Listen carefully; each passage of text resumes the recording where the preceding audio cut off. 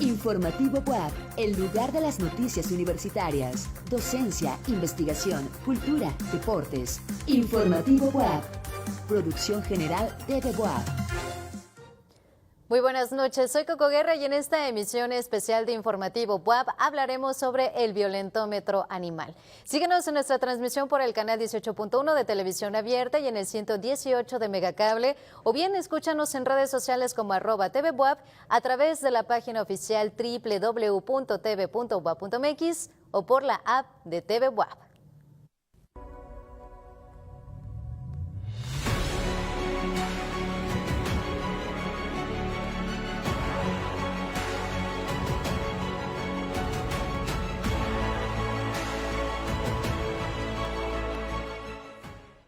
Y como bien lo mencionaba, en este programa especial nos acompaña Eric Gómez Tagle López, doctor en Ciencias Penales y Política Criminal, con mención honorífica por el Instituto Nacional de Ciencias Penales, catedrático de Criminología y del posgrado en Derecho en la Benemérita Universidad Autónoma de Puebla, autor y coordinador de 19 libros, incluyendo la obra Bienestar y Crueldad Animales, publicado en el año 2021 por el Consejo de Ciencia y Tecnología del Estado de Puebla. En noviembre de 2024, el doctor Eric Gómez Tagle López presentó en la opinión pública su violentómetro animal, tema del cual hablará a profundidad durante esta charla que tendremos en este día. Doctor Tagle, bienvenido. Qué gusto volverlo a tener en una emisión especial de Informativo. Siempre un gusto y un placer, agradezco muchísimo la invitación. Pues al contrario, yo tengo el honor otra vez y nuevamente de poder interactuar con usted, doctor, pero ¿qué le parece que antes de comenzar con nuestro programa especial de Informativo WAP, veamos una cápsula sobre el tema que vamos a desarrollar el día de hoy?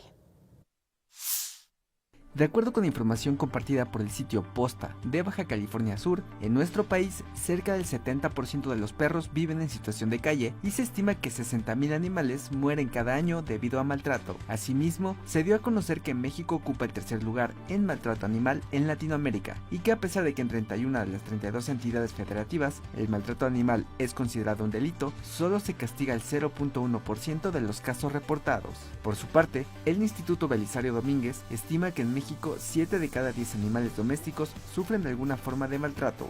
Ante este panorama, diversos académicos han dado la tarea de proponer acciones que puedan contribuir a la disminución de los índices de violencia en contra de los animales. Esto es de suma importancia, ya que de acuerdo con el Instituto Nacional de Estadística y Geografía, INEGI, el 69.8% de los hogares en nuestro país cuenta con algún tipo de mascota, lo cual representa una cifra aproximada de 80 millones de mascotas, de las cuales 43.8 millones de ellas son caninos, 16.2 millones felinos y 20 millones son diversas mascotas pequeñas.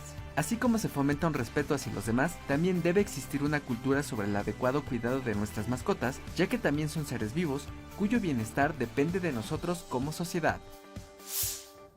Y bueno, pues después de escuchar esta cápsula informativa, doctor Tagle, bueno, pues vamos a las preguntas porque ya en medios de comunicación se ha dado a conocer un poco más del violentómetro animal, cuál fue también una de las causas principales por la que se desarrolla este violentómetro. Pero, doctor, ¿qué le parece si empezamos por cuál fue el motivo por crear este violentómetro específicamente para animales que tienen necesidades y sobre todo que se identifique bien y se entienda este tema? Muchas gracias. La primera cuestión fue orientar a las autoridades administrativas, ministeriales, periciales y judiciales. Y es que de pronto incluso los legisladores han ido perfeccionando los códigos penales, pero suelen confundir lo que es el maltrato con la crueldad de animales. Y hay una diferencia clara en términos jurídicos.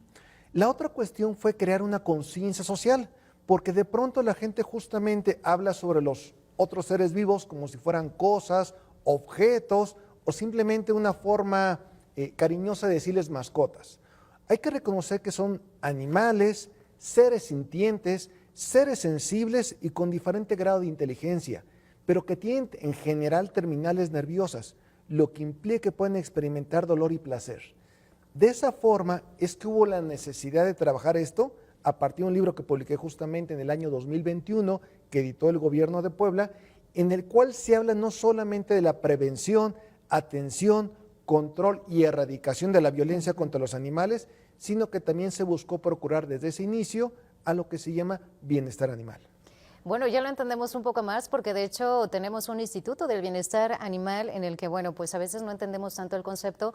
¿Y le parece, doctor, si nos puede compartir entonces qué diferencia hay entre el concepto de maltrato, que llega a crueldad, si es que llega en esta forma o si es que coincide, o desprotección? Digamos que la forma más tenue sería desprotección. Cuando quizás este ser vivo que muchas veces acompaña a las personas en su actuar cotidiano, no tenemos la precaución de llevarlo cotidianamente con el médico veterinario zootecnista. Cuando ese ser vivo no lo estamos acompañando en estos procesos terapéuticos o simplemente profilácticos, como colocarle las vacunas que requiere, la alimentación adecuada y simplemente le damos de comer cualquier cosa. Entonces empieza a haber una desprotección. Cuando de pronto quizás por descuido no lo alimentamos de la forma correcta, no lo hidratamos, no lo colocamos en un sitio adecuado, ahí hay desprotección. Ahora, cuando ya comenzamos a jugar bruscamente con el animal, una suerte de golpear jugando, cuando de pronto lo castigamos, lo asustamos, simplemente por diversión, ahí ya estamos hablando de un maltrato, porque ya hay un dolo en la mayor parte de las veces. Nos parece divertido de pronto darle el periodicazo, alzarle la voz y el animalito se espanta. O decirle, como te portaste mal, hoy no vas a cenar. Entonces hay un proceso nutricional que estamos afectando. Pero cuando ya llegamos a situaciones mucho más delicadas, como una violación, lo conocemos como zoofilia, pero es una violación en contra de un animal. Cuando estamos hablando de prácticas que les van a dejar un daño permanente, una lesión o incluso una muerte agónica, eso ya no es maltrato, eso es crueldad. Y entonces hay una diferencia de grado muy importante que además tienen que considerar los peritos, los ministerios públicos y eventualmente los jueces. Y además que quede muy claro para la ciudadanía que no es una cuestión de una broma de niños, cosas que se les va a pasar con el tiempo. No, desde la temprana edad hay que enseñarles a respetar y a procurar el cuidado, el bienestar, la salud y la felicidad de estos otros seres vivos. Acaba de mencionar algo muy importante, doctor, en relación a cómo se maneja la diferencia entre maltrato y crueldad. De manera jurídica o hablando en leyes, pues ¿cómo lo pueden distinguir? Por el grado, obviamente, de ejercer, digamos, cierto poder sobre esa mascota o ese animal. Entonces, ¿cómo coincide o en qué consiste este violentómetro? ¿Hay algún tipo de etapa, así como conocemos los que ya tenemos violentómetro de parejas, por ejemplo? Entonces, no sé si cumpla con algunas etapas, también tenga un tipo de semáforo para entonces irlo viendo y entonces encontrar, digamos, de manera tangible esa diferencia de maltrato y crueldad. El violentómetro es un indicador visual a partir de la cual tiene 19 ítems o puntos clave, agrupados en 3 grandes bloques: desprotección, maltrato y crueldad.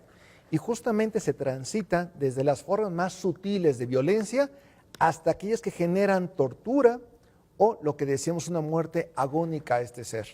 Entonces, sí hay una graduación de todo esto. Jurídica y pericialmente, ¿cómo se distingue? El maltrato podría darse de forma culposa.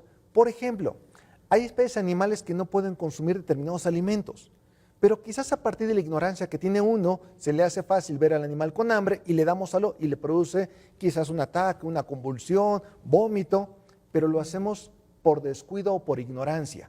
Ahí diríamos, es una cuestión culposa y se acerca más al maltrato. Pero cuando yo ya sé que eso que le voy a dar al animal le va a producir daño y lo hago intencionalmente, eso en términos jurídicos se llama dolo.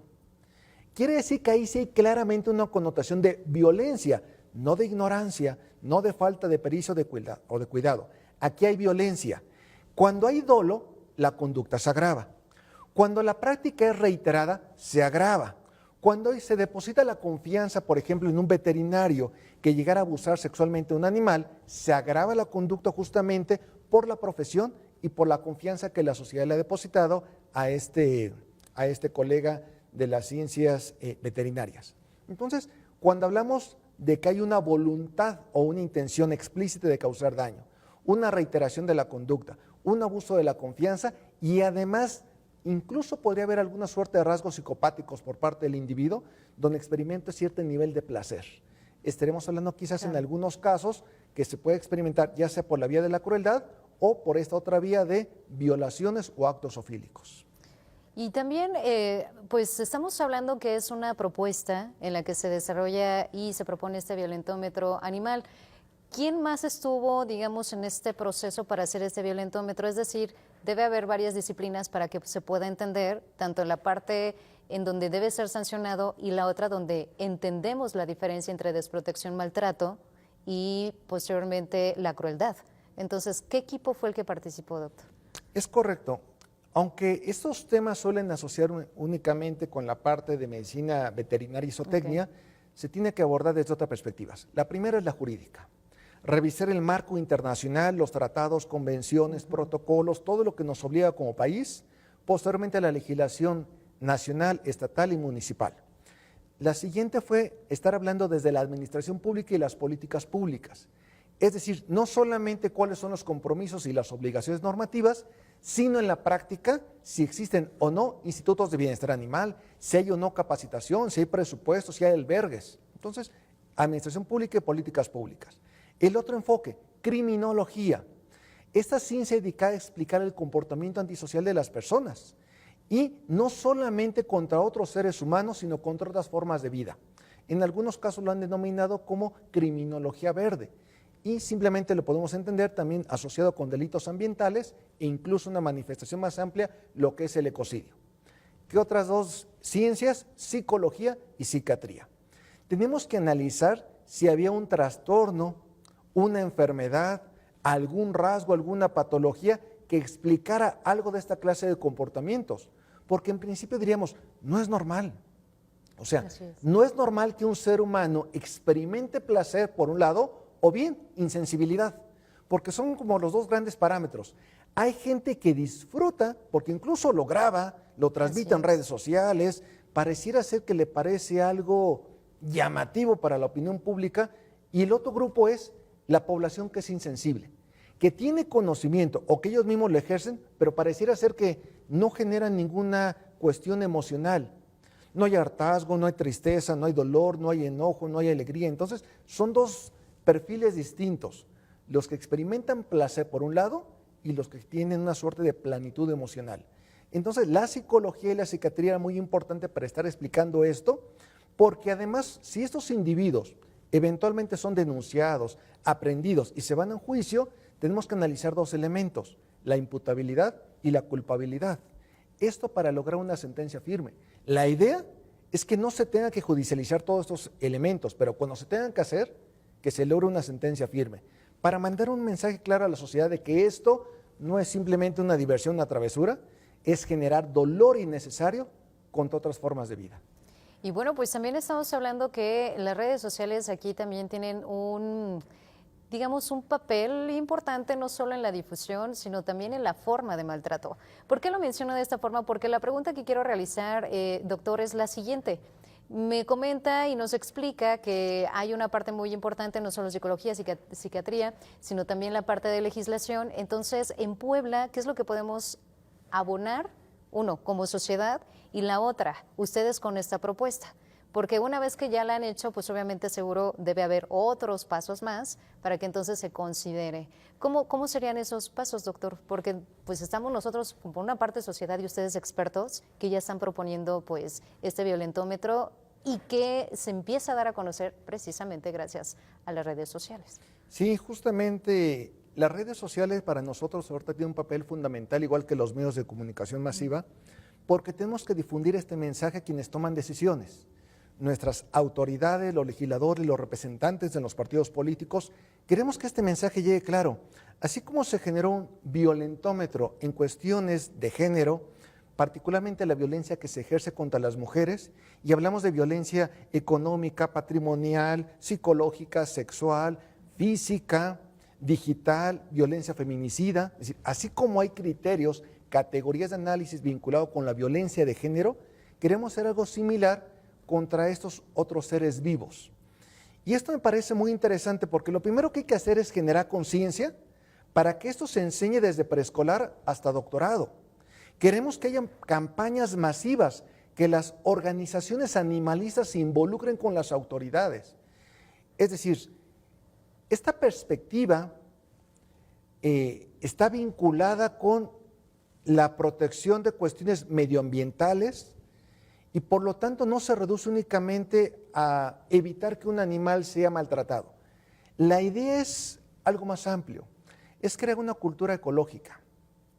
Nuevamente ver este sistema de una ética planetaria, una reconfiguración para romper lo que se conoce como un androcentrismo o esta idea del posicionamiento del ser humano por encima de las demás especies, una suerte de especismo también, digamos. Eso es lo que queremos romper. ¿Qué se tiene que hacer? Hablar en todas las escuelas, en todos los foros, acercarnos a los legisladores. Afortunadamente el violentómetro en poco tiempo ya llegó a algunos senadores de la República y eso nos da muchísimo gusto. Ya estamos en contacto con autoridades del Instituto de Bienestar Animal, queremos contactar a los legisladores del Congreso de Puebla, queremos que en las diferentes facultades de la UAP y de otras casas de estudio lo retomen, porque visualmente es muy sencillo. Es decir, cualquier persona cuando ve el violentómetro dice, a ver, ¿qué es lo que está pasando? No hidratar de forma adecuada, no alimentarlo, no sacarlo a pasear, que no tenga un área confortable, porque le puede dar también insolación, puede haber un periodo de lluvias y el animal va a tener infecciones. Entonces, son cosas muy evidentes. Y la otra, hemos visto cómo gente que pareciera sin sentido les prende fuego. Ahora en estas épocas con la pirotecnia se divierten porque el animal se asusta. Sí. Y en otros casos que hay más para explotación laboral, por ejemplo los caballos, en la industria porcina también que están hacinados. Es decir, es más amplio. Algunos casos los seres humanos lo que hacen es abandonarlos. Son animales que han sido criados con seres humanos y por lo tanto no saben sobrevivir solos y simplemente se les abandona. Entonces, esto va a requerir que necesariamente todas y todos nos involucremos y cuando nos digan, oiga, ¿fue solamente una propuesta visual? No. Hay un estudio científico que es justamente este libro, donde se documentó toda la obligatoriedad en el marco jurídico internacional, luego la parte constitucional, la parte de las legislaciones, códigos penales, la parte administrativa y se aterriza incluso a nivel de los municipios. Es decir, aquí todas las autoridades estamos involucrados y todas las casas de estudio. Así que me parece un tema por demás importante y en ese sentido abonar, para cerrar este punto, que este violentómetro se hizo con la colaboración de la maestra, también criminóloga, Carla Paola Hernández Pulido, con quien he trabajado otros proyectos, y es que tenemos que identificar cómo proteger a estos seres. Y bueno, es uno de los mensajes que también rescato en este momento, es sobre todo porque yo no lo había visto, de hecho sí lo había considerado violentómetro animal, los 19 ítems, estas 3 fases en las que vamos a ir identificando, pero efectivamente es esta parte de considerar a otro tipo de ser vivo, que nosotros consideramos animales, que consideramos también de alguna forma, pues tal vez hasta inconsciente, bajo nuestro dominio. Y haciendo esta acotación, doctor, entonces, ¿cómo manejarlo? Porque si yo ya empiezo a entenderlo en este momento, porque estoy platicando con usted que lo desarrolló, etcétera, ¿cómo una sociedad puede poder reaprender este concepto, que no solo es una mascota o un animal, sino que también se trata de ese dominio en el que nosotros ejercemos cierto poder y que de alguna forma pues también podemos dominarlo, o sea, es decir, podemos también replantearlo y ir minimizando. A mí se me ocurre decirlo de esta forma porque no sé considerar de otra forma al decir que efectivamente estamos invadiendo ciertos territorios. Vemos mucho en casas que están cacomixles y se llama al Instituto de Bienestar para que vayan por ellos, puedan protegerlos y en dado caso, en el mejor de los casos, porque en otros es maltrato, los lastiman, en algunos casos hasta los matan porque no saben qué hacer precisamente con este tipo de situaciones. Entonces, pues ¿cómo lo hacemos, doctor? O sea, ¿cómo lo entendemos como algo integral? Efectivamente, incluso algunos dirían hay que exterminarlos porque son una plaga, determinadas especies. Entonces, hay que definir incluso jurídicamente qué es una plaga. Ahora, ¿cómo le hacemos? Empecemos primero con los abogados. Si uno habla cotidianamente con ellos, la denominación son bienes muebles semovientes. Es decir, lo que hoy llamamos un animal, jurídicamente es eso, un bien mueble semoviente. Y de alguna manera, cuando hay un divorcio, por ejemplo, dicen, bueno, ¿quién se va a quedar con el animal? Sí. Como un objeto, digamos, como parte de la propiedad, el patrimonio de alguien. Entonces, se le asigna un precio, digamos. Ahora lo que se está buscando a nivel nacional es su consideración no como bienes muebles semovientes, sino como seres sintientes, digamos, sensibles e inteligentes, pero en general la expresión son seres sintientes. Incluso cuando les decimos, la mascota, no, animales de compañía. Es decir, incluso la denominación de mascota ya está en desuso, se va modificando todo esto. Y decíamos, por ejemplo, tengo un animal, pero resultó muy agresivo, lo solté. Bueno, ese sería un animal feral, que fue criado, domesticado con seres humanos, de pronto porque se cambian de casa o ya no se llevan bien con el animalito, lo sueltan, lo abandonan, es un animal feral, digamos. Entonces, es distinto a un animal silvestre que nunca ha estado en cautiverio. Entonces, ¿qué hacemos? Primero, habla claramente con los legisladores. Se tienen que perfeccionar los códigos penales. No puede ser que alguien que genere un acto de crueldad, de tortura contra otro ser vivo, simplemente se le sancione como maltrato. No, maltrato es quizás asustarlo, maltrato es no darle sus alimentos a tiempo, eso es maltrato. Otra cosa es la crueldad. Y también a lo que es muy interesante, que es a partir de lo cual se han involucrado los expertos en salud mental, es que han encontrado que en algunos casos de psicópatas y asesinos seriales tienen antecedentes en la adolescencia o en la niñez de violencia contra los animales. Entonces, va por los dos sentidos. Por supuesto, y ya ahora sí entendemos esa parte integral. Y hay otro de los casos que me hace pensar lo siguiente también para hacer la pregunta, es cómo se hacen virales precisamente estos videos de crueldad contra los animales. ¿Cuál sería, digamos, la forma correcta ahora, doctor? ¿Seres vivientes? Seres sintientes, pero digamos, la expresión animal está correcta. Okay. Lo que se ha buscado quitar es lo de mascotas. Perfecto. Y esta cuestión de bienes muebles y movientes. Perfecto, entonces seres sintientes. Y muchos preguntan, obviamente divide opiniones entre las redes sociales, que si eso está mal, etcétera, pero hay algo también, una pregunta muy importante, al menos si lo aterrizamos aquí en nuestro estado, doctor, si usted tiene conocimiento, ¿cómo debemos de actuar? ¿Cómo lo denunciamos? ¿Qué hacemos? Porque muchos estamos de acuerdo en que eso no es algo correcto, pero hay otros que nos quedamos tal vez a la expectativa, otros que estamos de acuerdo, somos indiferentes, y me incluyo, digamos, por eso digo nosotros porque somos una sociedad, pero en realidad si queremos darle una solución, ¿cuál sería su sugerencia para que nosotros podamos responder de una manera correcta? La primera instancia es el Instituto de Bienestar Animal. Se puede hacer la denuncia por teléfono, correo electrónico, a través de las redes sociales. Básicamente lo que nos piden es tomar una fotografía, un video y ubicar geográficamente dónde se presentan los hechos. El personal del Instituto de Bienestar Animal se presentará, le dará seguimiento en caso de que, por ejemplo, hay una resistencia, un acto violento por parte de quienes ahí residen, se pueden apoyar de la fuerza pública, las autoridades municipales. Es decir, sí se les da un seguimiento. ¿Y qué se va a buscar? Resguardar, rescatar a ese ser vivo y en su caso sancionar a las personas. De tal forma que si vamos por la calle y vemos que un animal lo atropellan o mi vecino veo que lo deja encadenado en la azotea y que está lloviendo o hace un gran calorón y el pobre animal está ahí, se está insolando, se está deshidratando, le puede dar un golpe de calor. Entonces decir, bueno, es un animal que está experimentando dolor y no podemos ser indiferentes porque eso justamente nos representa como sociedad. Cuando una sociedad va evolucionando para la protección de la flora y la fauna, para el cuidado de las bellezas escénicas naturales, cuando nos reconocemos como parte de un ecosistema, la humanidad mejora. Es decir, como personas nos acercamos más a un concepto que es seguridad humana, ratificamos el concepto de dignidad, el que se está buscando también de felicidad, y es que somos parte del mismo entorno. Y para finalizar, doctor, antes de que se me acabe el tiempo, hay algo que sí quiero tomar en cuenta en este especial, es acerca de la cultura y las tradiciones. Mucho vemos que nos hablaba acerca de los animales en granja, por ejemplo, seres sintientes que son en granja, que son utilizados para carga u otras actividades cotidianas que también pues abonan a la sociedad para alimentación o para transporte, etcétera. Pues cómo por ejemplo, poder trabajar con este tipo de cosas. Por supuesto que siguen influyendo, pero desde su propuesta, doctor, ¿qué es lo que se vería como parte de solución? No todos estarían de acuerdo, sobre todo por esta tradición que usted mencionaba de años atrás y que estamos acostumbrados hasta de alguna forma. Sí, y aquí la invitación es justamente debatir. tauromaquia y pelea de gallos se tiene que eliminar totalmente en el territorio nacional.